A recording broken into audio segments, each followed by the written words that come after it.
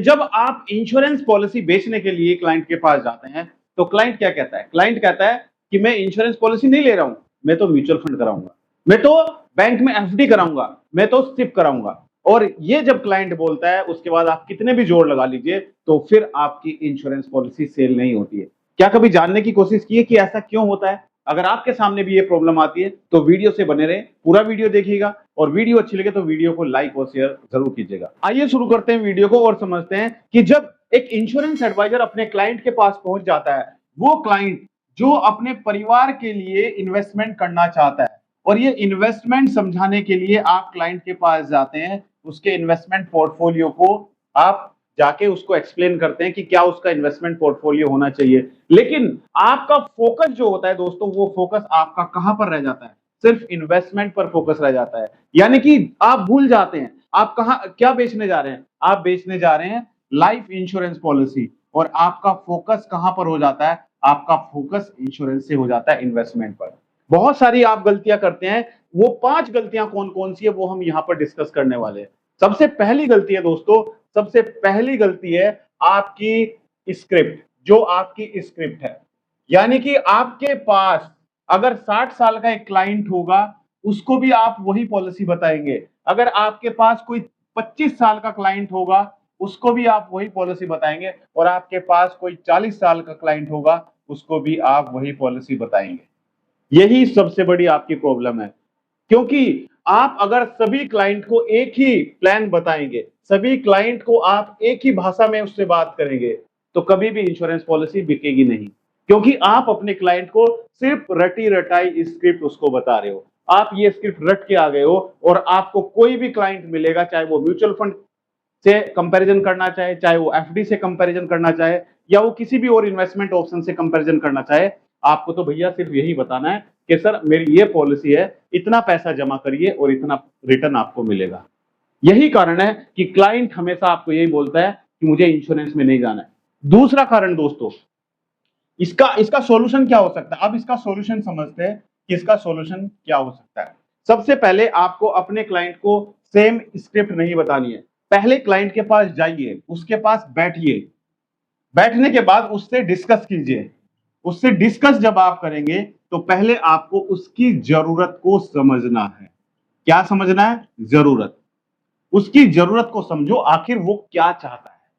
अरे भाई, आप अगर बिना जरूरत के उसको प्लान बताओगे तो क्या वो खरीदेगा जो उसकी रिक्वायरमेंट को फुलफिल नहीं कर रहा है? अगर आप 60 साल के व्यक्ति को जो अभी रिटायर हुआ है, उसको 50 लाख रुपए सिंगल इन्वेस्टमेंट में लगाने हैं, वो चाहता है कि उसको अगले महीने से इनकम आनी स्टार्ट हो जाए, और आप उसको जीवन लक्ष्य, जीवन लाभ या जीवन आनंद प्लान बताएंगे, तो क्या वो कभी खरीदेगा? जिंदगी में कभी नहीं खरीदेगा आपसे।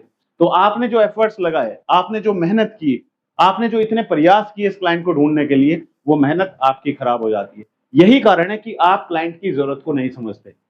एक 25 साल का व्यक्ति है, 25 साल का लड़का है जो अभी जिसने अभी हाल फिलहाल में जॉब स्टार्ट की है, अनमैरिड है, अनमैरिड है। अगर आप उसको बताओगे कि सर इकट्ठा आप 50 लाख रुपए दीजिए और मैं आपको, मेरी कंपनी आपको इतना पैसा रिटर्न देगी, क्या वो कभी इन्वेस्टमेंट करेगा? ना तो उसके पास 50 लाख हैं और ना ही वो इन्वेस्ट करेगा। राइट? तो यही गलती है, सबसे बड़ी जो गलती है। मैं समझता हूं कि 90% आप में से एलआईसी एजेंट ये गलती करते हैं। 90% एलआईसी एजेंट बिना कस्टमर की रिक्वायरमेंट को समझे, बिना उससे बात करे, बिना उससे डिस्कशन किए, सिर्फ जो आपकी रटी रटाई स्क्रिप्ट है वही जाके आप 60 साल वाले व्यक्ति को भी वही बताते हो, 25 साल वाले व्यक्ति को भी वही बताते हो और 40 साल वाले को भी वही बताते हो। एक 40 साल का व्यक्ति जिसके घर में एक छोटी बेटी है, एक बेटा है और एक बेटी है, वो चाहता है कि अपनी बेटी के लिए कोई ऐसा प्लान ले जिसमें उसकी बेटी की पढ़ाई के लिए, उसकी बेटी की शादी के लिए उसको पैसा मिले। तो आपको उसकी रिक्वायरमेंट को समझ के उसके लिए एक प्लान डिजाइन करना पड़ेगा। राइट? हमने अपनी बहुत सारी वीडियो हैं जिसमें आपको बताया कि किस तरीके से आप क्लाइंट की रिक्वायरमेंट को समझकर प्लान डिजाइन कर पाएंगे। अगर आपने वो वीडियो नहीं देखी है तो हमारे यूट्यूब चैनल पर जाकर वीडियो देखिए, वहां पर आपको समझ आएगा। दूसरे सबसे बड़ी मिस्टेक है, आप क्लाइंट को जो आपका प्रोडक्ट है, आप क्लाइंट को सिर्फ प्रोडक्ट की जानकारी दे रहे हो, सिर्फ प्रोडक्ट की जानकारी दे रहे हो। आपने अपने प्रोडक्ट को समझा दिया, उसको उसको प्रोडक्ट की जानकारी दे दी, लेकिन क्लाइंट को क्या मतलब है यार आपके प्रोडक्ट से? आप ये नहीं बताते हो कि क्लाइंट को ये पॉलिसी लेने के बाद क्या फायदा होने वाला है। दोनों में बहुत फर्क है, समझिएगा, दोनों में बहुत फर्क है। एक, आप एलआईसी की जीवन लाभ पॉलिसी लेके जा रहे हो और आप क्लाइंट को जाके इस प्लान के फीचर बता देते हो कि सर इस प्लान में ये फीचर्स हैं जो नॉर्मली आप बताते हो, इतना पैसा दो, इतना जमा करो, इतने साल तक देना है, इतना इंश्योरेंस कवर होगा और ये बेनिफिट मिलेगा। आपने बता दिया, समझा दिया उसको, उसने समझ भी लिया आपका प्लान, लेकिन उसको उसका उसके लिए ये प्लान का कोई फायदा नहीं लग रहा है। उसको लग रहा है यार मेरे लिए तो कोई फायदेमंद नहीं है।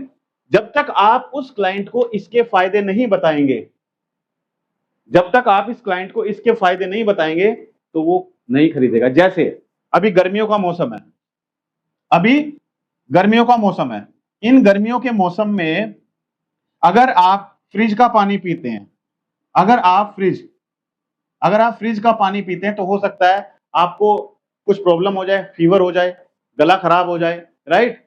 इस तरीके से प्रॉब्लम आ सकती है। लेकिन मार्केट में आप जाते हो और मार्केट में आप मिट्टी से बनाया हुआ एक घड़ा, मिट्टी से बनाया हुआ एक जो घड़ा है ये, या फिर आपके घर पे ये घड़ा बेचने वाला आ जाता है, मिट्टी का घड़ा बेचने वाला, और वो आपको कहता है कि ये 400 रुपए का है, तो क्या आप उसको खरीदोगे? आप उसको नहीं खरीदोगे, क्योंकि आपको उसके बेनिफिट नहीं पता है कि उससे आपको क्या फायदा होने वाला है। जब तक ये घड़ा बेचने वाला आपको इसके बेनिफिट नहीं बताएगा कि सर ये जो घड़ा है, गर्मियों में आप इसमें अगर पानी रखेंगे तो आपका पानी, जो आप फ्रिज का पानी पीते हैं वो आपकी बॉडी के लिए बहुत हार्मफुल होता है। लेकिन सर इस मिट्टी के घड़े में अगर आप पानी स्टोर करते हैं और इसका पानी आप गर्मियों में पीते हैं तो पानी ठंडा भी रहेगा और आपकी हेल्थ के लिए नुकसानदायक भी नहीं रहेगा। तो हो सकता है आप इसको 400 रुपए पे कर दें, राइट? तो जब तक आपको ये पता नहीं चलेगा कि ये सामान खरीद के मुझे क्या बेनिफिट हो रहा है तो आप नहीं खरीदेंगे, चाहे वो कितना भी अच्छा है, कितना भी बढ़िया है।